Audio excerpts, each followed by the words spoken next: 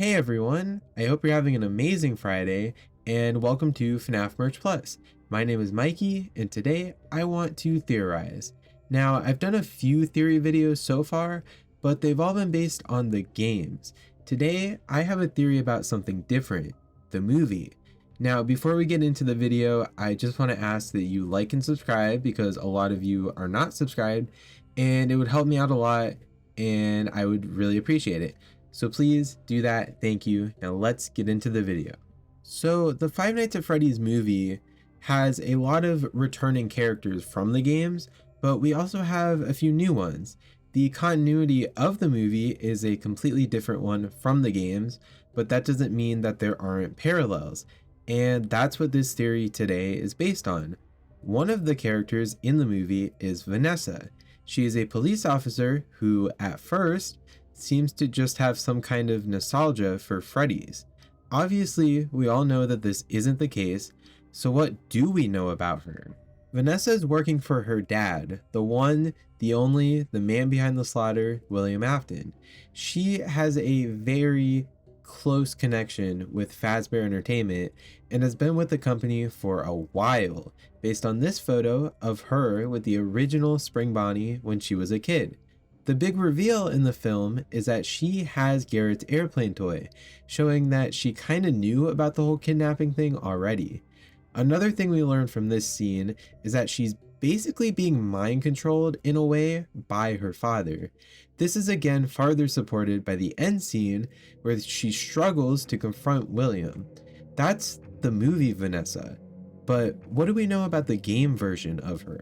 Your first question might be, why are we even talking about game Vanessa? I thought you were talking about the movie, but for this theory, it is important that we know about game Vanessa.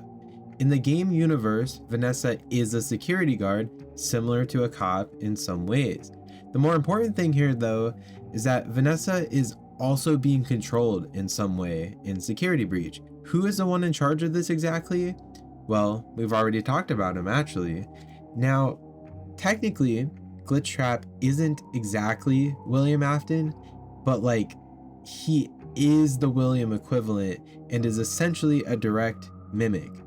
So, we have two Vanessa characters, both working similar jobs, and both under William's influence in some way. The only major difference in character is that the movie Vanessa is William's daughter, while game Vanessa is not. What if that wasn't the case though? Let's look at the facts. I want you to keep in mind that both Vanessas are very similar in concept to each other.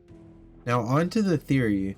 Vanessa's name is said multiple times in the movie, but we only get a last name once.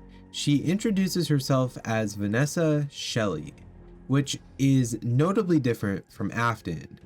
Now, kids and parents have different last names pretty often.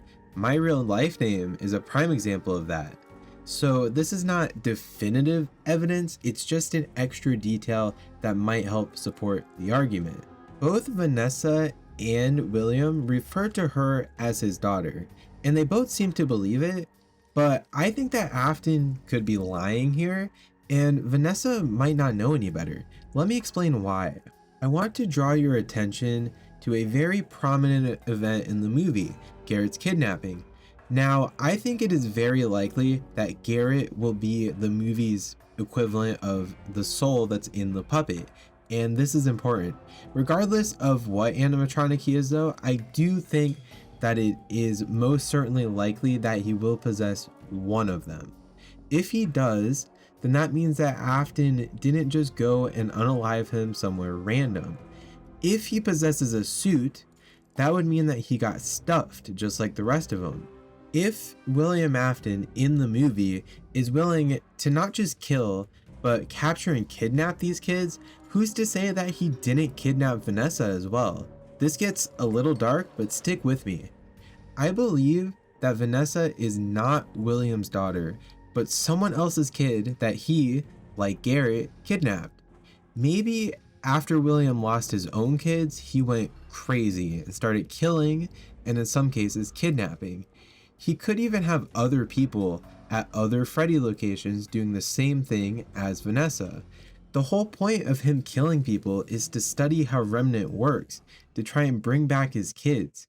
Getting help with that would surely make it easier. The fact that Vanessa is in some kind of coma at the end of the first movie means they can do so many different things with her character.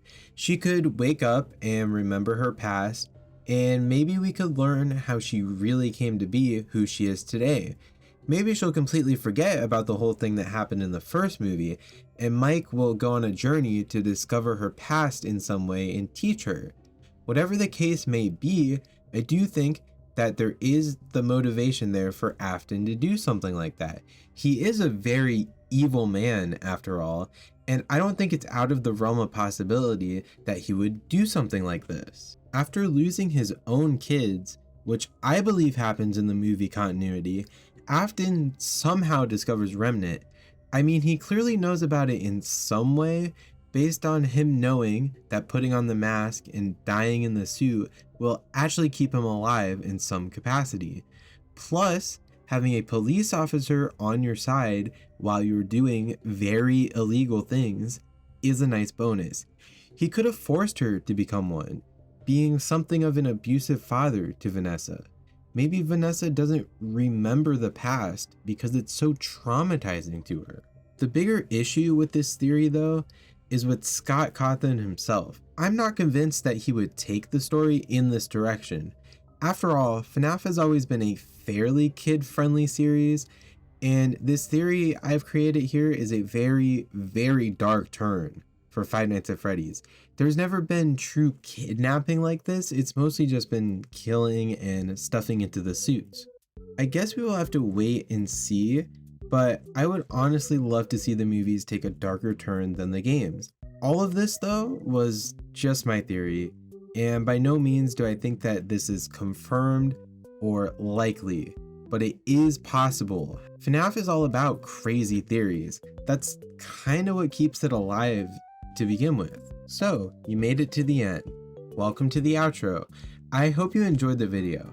Before I go, though, I have some updates on upcoming videos and projects I'm working on. Next Friday, I will be posting a long video, longer than any of my other ones. I don't want to spoil anything, but I am super proud of how this one turned out. If you're a longtime fan of Five Nights at Freddy's, or you just want to learn about the history of a big part of the series, please subscribe and turn on notifications and stay tuned for next Friday's video. Thank you everyone for watching, and I'll see you all in the next video.